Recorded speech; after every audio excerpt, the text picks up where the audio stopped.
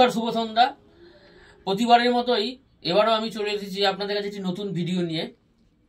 ডার্বির আগের দিন প্রতিবারের মতো আমি একটি ভিডিও করে থাকি দুটো দলকে নিয়েই, একরকমের আড্ডাই বলতে পারেন। আমার সাথে চলে এসেছি, আপনারা খুব ভালোভাবেই ছিলেন, রিকু, দীপ্তক ভালো নাম, আমরা সবাই রিকু বলেই ডাকি। তো ছোটবেলায় যেরকম আড্ডা মারতাম আর কি, ডার্বির আগে কি হবে একটা টেনশন কাজ করতো, কে জিতবে, কোন দলটা ভালো খেলবে, এই ম্যানটাকে মার্কিং করতে হবে। এখন এরকম কিন্তু আড্ডা প্রায় খুব কমই দেখা যায়, কারণ এখনকার ডার্বিটা হয়ে গেছে, সত্যি কথা কিছু খারাপ মনে করবেন না, এক পেসে হয়ে গেছে।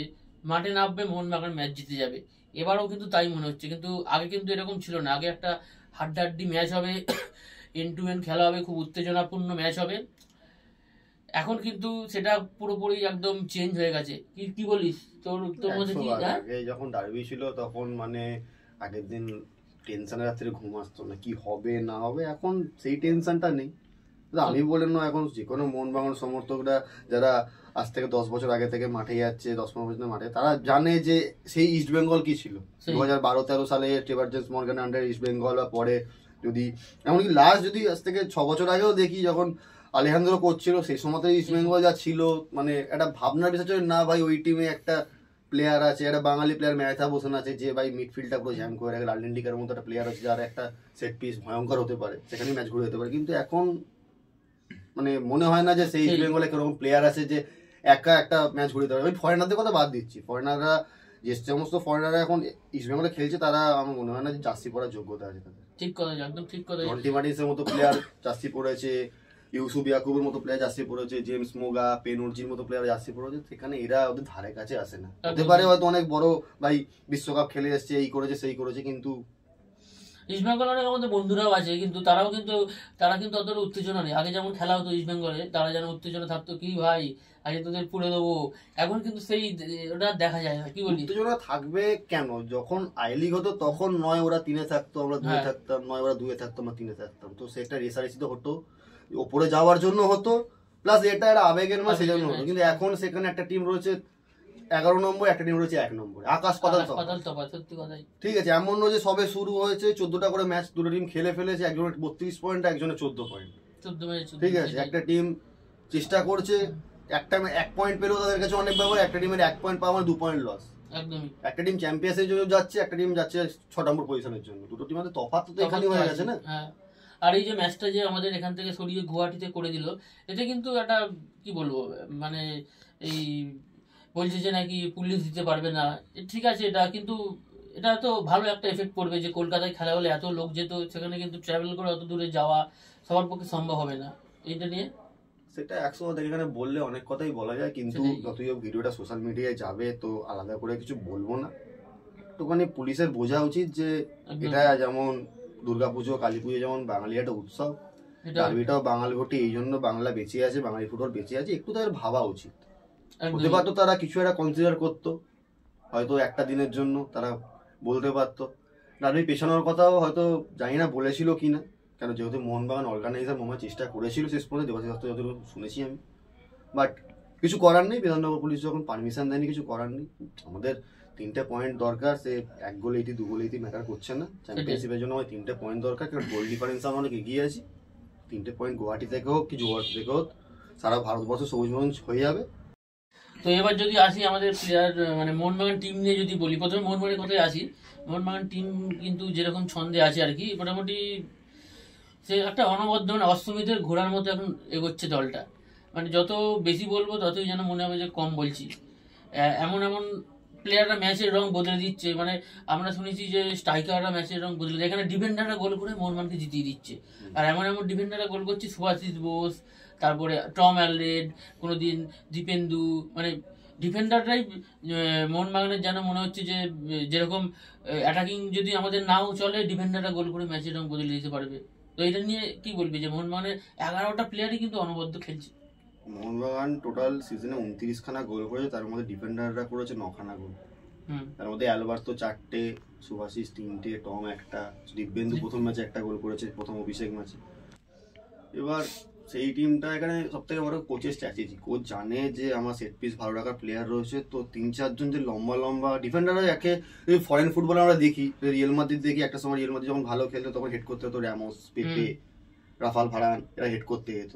সেখানে কিন্তু ক্রুজ হয়তো সেট পিস রাখতো, সেখানে কিন্তু বেল, বেঞ্জামিন এরা কিন্তু থার্ড পজিশনে দাঁড়িয়ে থাকতো। মেন হিটার যারা থাকতো তারা কিন্তু স্টপার হতো, কারণ স্টপারে হেডের পাওয়ার বেশি থাকে। তো এটা একটা ভালো স্ট্র্যাটেজি, সেটাতে ফলও পেয়েছে, তারা 9টা গোল করেছে। হতে পারে হয়তো 2-1টা গোল হয়তো আউটসাইড দ্য বক্স ভালো রেঞ্জার মেরেছে, পেয়েছে, কিন্তু হেডে একটা ডিফেন্ডারও ভাবে যে না একটা সেম ওয়েটার প্লেয়ার থাকে, সেটা একটা মাস্টার স্ট্রোক। প্রতিটা প্লেয়ারই 6 ফুটের উপরে হাইট, প্রতিটা প্লেয়ারই 6 ফুটের কাছাকাছি হাইট আছে, তো অবশ্যই ভালো। যারা গোল করতে পারে তারা বক্সে দাঁড়াচ্ছে এবং গোল পাচ্ছে, এমন না যে গোল পাচ্ছে না।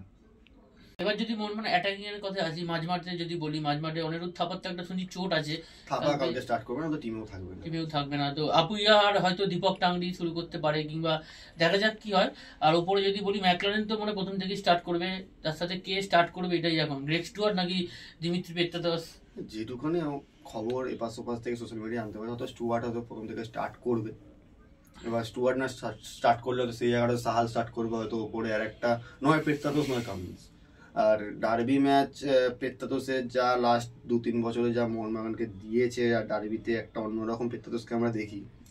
তো যে কোনো কোচই চাইবে যে তাকে বসিয়ে রাখতে চাইবে না, কিন্তু এই সিজনে হয়তো একটুখানি অফ ফর্মে রয়েছে, অফ কালার রাখছে, আমরা যে ধিমিকে চিনি সেটাকে পাচ্ছি না। আশা করি কালকের ম্যাচে যদি অন্য ধিমিকে আমরা দেখতে পাই তো এটা মোহনবাগান টিমের জন্য ভালো হবে এবং সমর্থকদের জন্য ভালো হবে। ঠিক আছে, এবার কালকে টিম যা কোচ না হবে, কিন্তু আমার মনে হয় যে দীপক টাংরিকে প্রথম থেকে খেলিয়ে টিমটা একটু ডিফেন্সিভ হয়ে যাওয়া, একে উইক টিম, অপোনেন্ট টিম যদি তারা ফার্স্ট হাফটা কোন রকম ভাবে কাটিয়ে দেয়, সেকেন্ড হাফে হয়তো তারা আরো ডিফেন্স করে, আমাদেরই লস একদম। কেন 3টে পয়েন্ট আমাদের দরকার, ওদের 1 পয়েন্ট হলে ওরা খুশি, কিন্তু আমাদের 3টে পয়েন্ট দরকার চ্যাম্পিয়নশিপের জন্য, ডার্বি জেতার জন্য নয়। ঠিক আছে, সেই জন্যই আমার মনে হয় যে না, প্রথম ভাবে তুমি 2 গোল তুলে নাও, তারপরে তুমি চেঞ্জ করতেই পারো, অসুবিধা নেই।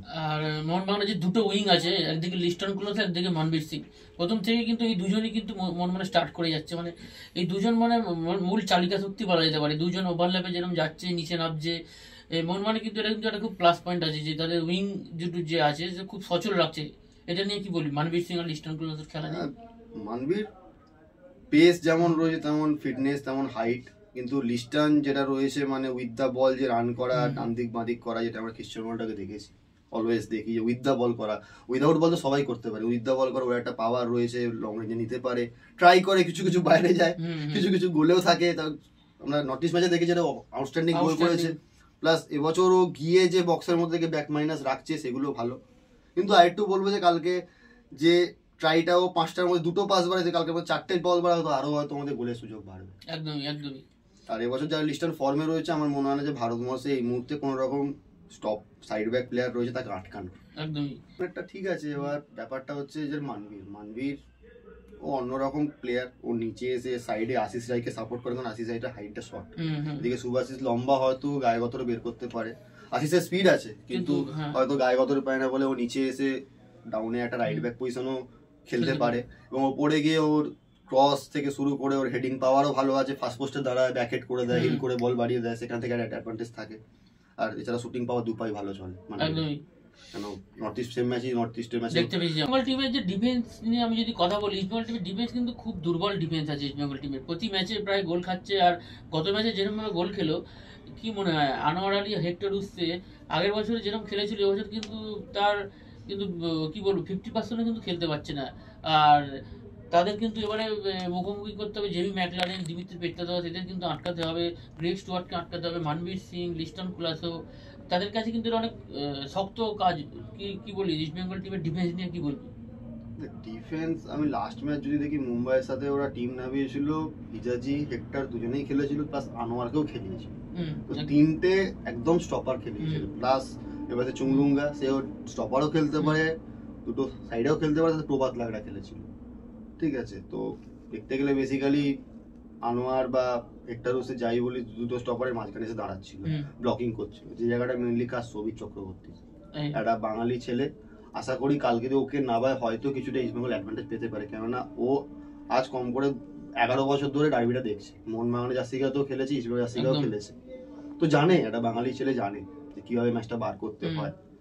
তো এবার বাকিটা ওদের কোচ নির্ভর করবে, কেননা আমি আগেই বললাম যে ওরা গোল করে আটকাবে নাকি গোল আমাদের স্ট্রাইকারদের গোল করা থেকে আটকে ম্যাচ জিতবে, সেটা ওদের ডিপেন্ড করছে। আর সত্যি কথা বলতে এখনকার ফুটবল বা তখনকার ফুটবল বলে নয়, ফুটবলের কিন্তু মান গড়ে দেয় হচ্ছে, এক হচ্ছে স্টপার লাইন, এক হচ্ছে মাঝমাঠ। ফরেনাররা গোলকিপার রয়েছে গোল আটকাবার জন্য, সে যে কোনো টিমে আটকাবে, আর স্ট্রাইকার রয়েছে গোল করার জন্য।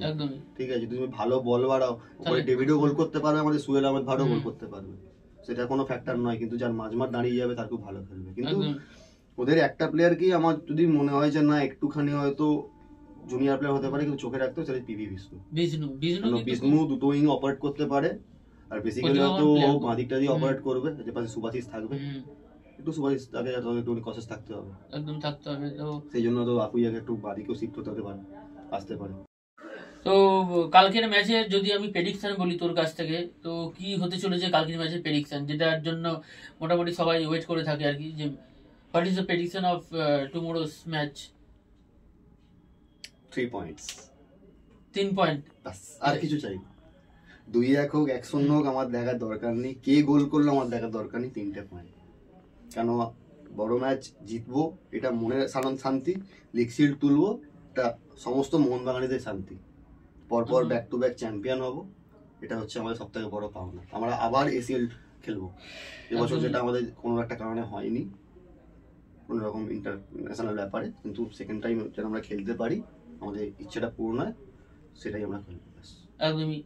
তো আজকের আড্ডাটা আমি খুব ভালো লাগলো। একটা কথা আমি বলতে চাই না, হতে পারে না হতে পারে, কালকে একজন ইন্ডিয়ান প্লেয়ার কিন্তু গোল করতে পারে, আমার এটা মন বলছে, হলে তো খুবই ভালো হয়। একটা কোনো ইন্ডিয়ান প্লেয়ার গোল করতে পারে যে কোনো, এটা আমি তোকে বলতে পারি। একদমই, হলে তো খুব ভালোই হয়। আর আর আমরা সবাই চাই যে কালকে একটা উপভোগ্য ম্যাচ হোক, ম্যাচে 90 মিনিট অবধি ম্যাচটা এগোক, একটা প্রতিদ্বন্দ্বী হোক, কিন্তু 90 মিনিটের পর যাতে কেউ না কিছু মানে মারপিট টারপিট করে আর কি, মানে প্রতি ম্যাচে যেরকম শুনতে হয়। তো ওই জন্য বলছি যে যেহেতু ম্যাচটা গুয়াহাটিতে হচ্ছে, আশা করছি সেরকম কিছু হবে না, কিন্তু তবুও 90 মিনিট অবধি মাঠের লড়াই মাঠে থাকুক, তারপরে কিন্তু সবাই আমরা ভাই ভাই, আর ম্যাচটি কিন্তু খুব উপভোগ্য ম্যাচ হোক, আর চাই যে ম্যাচটা একটি ভালো রেজাল্ট হোক, আর অবশ্যই মোহনবাগান জিতুক, এটাই আমি চাই। কিন্তু ম্যাচটা যাতে দেখে যাতে উপভোগ্য ম্যাচ হয়, যাতে সবাই এক্সাইটেড হয়ে পড়ে যে না একটা ম্যাচ দেখছি, এরকম একটা ডার্বি দেখছি, এরকম ফিল হয়, তো সেটাই হোক। আর ভিডিওটা আমি আজকে এত অবধি রাখছি। তো ভিডিওটা যদি তোমাদের ভালো লেগে থাকে অবশ্যই ভিডিওতে লাইক করো, কমেন্ট করো, শেয়ার করো, আর চ্যানেলে যদি নতুন হয়ে থাকো তাহলে চ্যানেলটি অবশ্যই সাবস্ক্রাইব করে দিও। তো দেখা হচ্ছে তোমাদের কাছে আবার নতুন ভিডিওতে, ততদিনে ভালো থাকবে। জয় মোহনবাগান। জয় মোহনবাগান।